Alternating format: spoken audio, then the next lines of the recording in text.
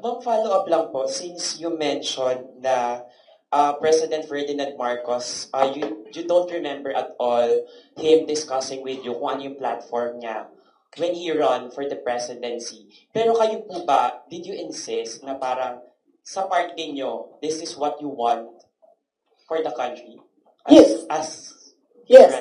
Oo. Sa kanya or sa tao? Sa kanya po. Noong nagdi-discuss kayo na dapat po may plataforma tayo. Kasi naman, di ba, ang expectation mo, pag tumakbo yung tao, meron siyang sinasabi na gagawin niya. And, pasensya na. Pero nung nakaupo ako doon at the time, hindi ako nakikinig sa kanya. Ang naririnig ko lang, sama-sama tayong babangon muli.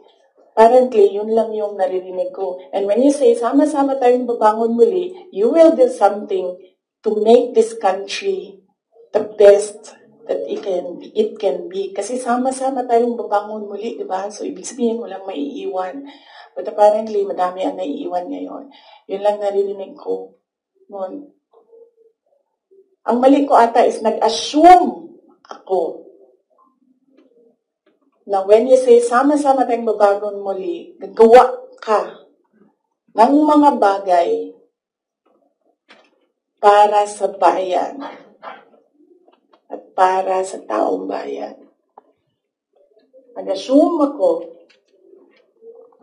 na ang gagawin niya ay mas maganda pa, mas maayos pa, mas magaling pa sa lahat ng dumaan na presidente.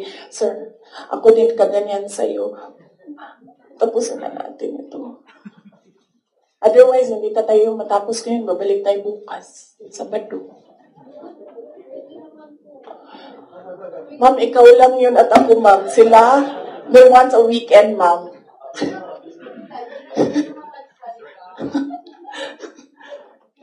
Wait lang. Yes, sir. Yes, sir. Yes.